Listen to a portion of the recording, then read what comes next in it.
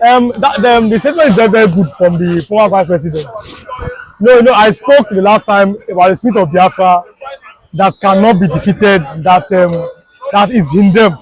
Like with Yoruba'S, like I always say, we have the spirit of Oduduwa in us, and the Fulani outside people, they have their own spirit. Everybody have their own different spirit. Understand? And after the civil war, you can't. After the civil war and how God has made them to be where they are today, thank God for everybody. So you're now a group, not trying to call again for them to be chased out. That's an unfortunate statement. And let me clear this one for all. The groups are not, that group or whoever owns the group is not speaking for the Yoruba people. Whoever owns the group is not speaking for the Lagos people. The person is always speaking for himself. Nigeria as of now is one Nigeria. If you don't want them to stay in Nigeria, give them their Biafra. It's as simple. Or they will say they want their Biafra, give them. But as far as Nigeria is one, you cannot say person will live here. And that's, I always tell you, that's why it's good for somebody to travel. And brother, when you travel and leave your comfort zone, life, you are going to see that life is different from your own aspect. The person that asks the Igbo people to leave Lagos, as that human being, the person that never stepped his foot outside Lagos, or maybe outside Yoruba land. If it's a Yoruba person, because he's an anonymous person, maybe it's a Yoruba person. You understand? We don't know. I'm just saying that if it's a Yoruba person, he has never left Lagos. If you have left, you should have known that there are Yorubas that are living in Igbo land too, and are doing their business, and they are living in the north. Igbos are everywhere, Yorubas are everywhere, even Hausas are everywhere. But Nigeria is one nation, as a one country. So you have the right to stay legitimately in anywhere. We've seen the Igbo people, they have their shops, they rent house, and they are paying shop rent. It's not for free. They are renting out, they are paying landlord. Some of them, they have houses, maybe they bought or they built. They are paying land use tax to the government. That means they are not liabilities to the government, they are assets to the nation. Same thing as the Yoruba people, same thing as the legal outside people. I'm not talking about the ones that are this so-called Fulani. I mean people that are doing legitimate income to make their money. So you cannot say you want to chase out a major tribe from a country. It's unfortunate, and I'm waiting for Yoruba elders to condemn the statement, because we don't know that is how the Rwanda genocide started. It was a book as a speech against another tribe, and we saw what happened in Rwanda. We don't want that to happen again. You understand? So the person that made that statement should be fished out as a serve as to others. You understand? That's one of the reasons why the people maybe they refuse to protest, because you have always seen them as a black sheep. You always want to blame everything on them. Maybe that's why they say no, we don't want Wahala, because ordinarily they have not protested. They are saying that they want to destroy Nigeria. So it's not for them to stay at home and be observing. Maybe that's why the people refuse to protest, and which I support them. You understand? So we should always look at this from this perspective that Nigeria, as potentially it is a one country as of now, which everybody and anybody can stay anywhere. As far as there is peace, like I always say, the Igbo people have never fought a war with the Yoruba people before. Apart from a civil war, the answer is no. So that means they have the right to stay anywhere. Same thing Yoruba too are staying in Enugu. There are Yoruba'S in Abia State. There are Yoruba'S in Imo State. There are Yoruba'S in Anambra State. There are Yoruba'S in Ebonyi State. But according to the tweet, the tweet, the guy was like, the person was that tweeted said, let the Yoruba'S come back to Lagos. Let them come back to Lagos.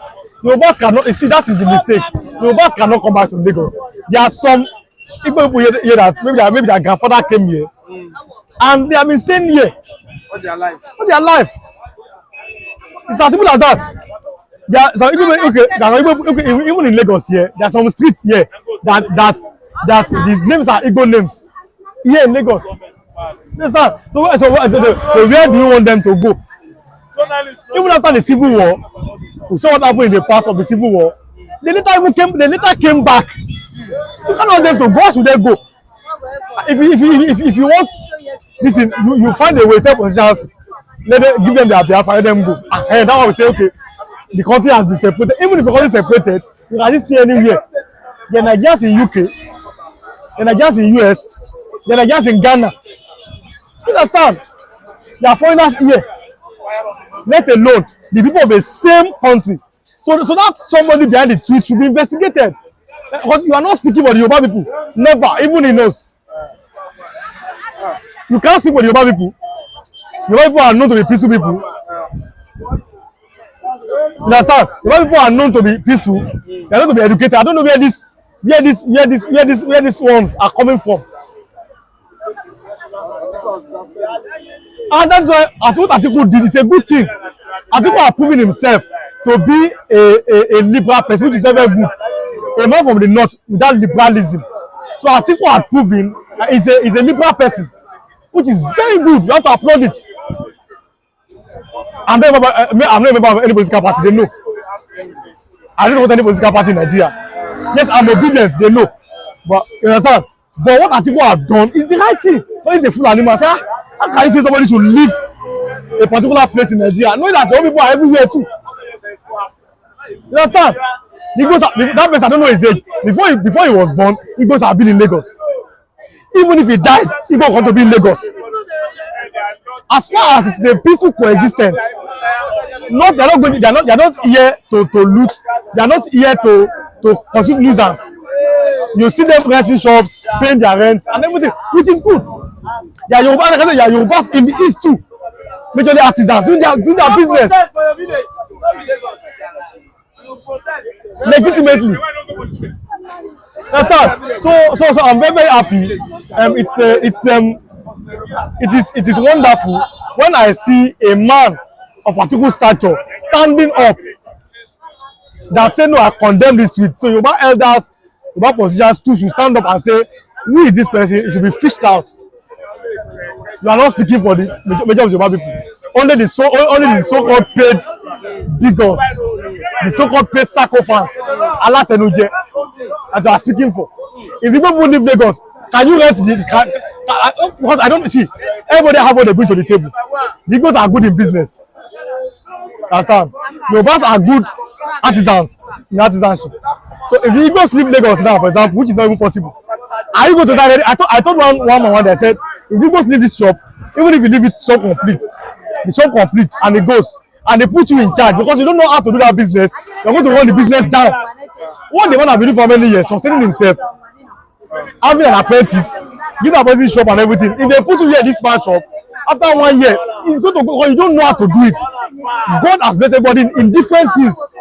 God has blessed them in their own way of doing their business, and they are doing it legitimately. So you can't, for example, say they should go to where.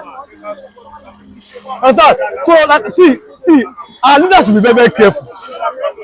Nigerians already, maybe that's why Igbos, they don't want to come and protest, because they know that they are going to blame them for everything. Now, see, let me give you an example. The Igbos say they are not protesting, they are abusing them. If they abuse, they protest, they abuse them. That is the problem. You understand? So it's people like that should be checked. Do you think the Igbos they mistrap as regards not joining the protest, because we've seen that here in the West the protest is not as strong as the way they expect it to be, because if the Igbo are joined with the few Yoruba'S that did the protest yesterday, do you not think it would have escalated and at the same time caused problem? If the Igbos are joined the protest yesterday, do you not think they would have not do you not think the Lagos government would have not clamped down the Igbos by now by joining the protest? No, the Igbos have the right to protest, but I like you see, because they don't want problem. And like they said it that their business is always been targeted, and again they always are the blame of everything. You understand? You understand? So I like what they did. Maybe to them, they're not, because they are Nigerians. They're all facing the same thing, Nigeria. So maybe they've seen that if any protest happen, the Igbos are likely to be blamed. They are likely to be at the forefront of the receiving end of the violence that always comes out. So I like what they did. Say no, a big power, go and meet your people. You understand? I don't blame them. I swear I don't blame them. I don't blame them. If they protest, wahala. If they don't protest, wahala. So they say no, okay, let us stay at our house. But staying at home is a form of protest too. Let us stay at our house, so we don't want wahala. And they stay in their house, which is abi, which is their right, which is very good, and I'm happy with them, and I support them on that. On abi, they stay in their house wahala. They don't stay in their house wahala. So let us live in our house. According to one man, the man said that you that voted for this president, go and enjoy the reward. That's what he said. That's his opinion, man. And they've stayed, and that is their own right there. You understand?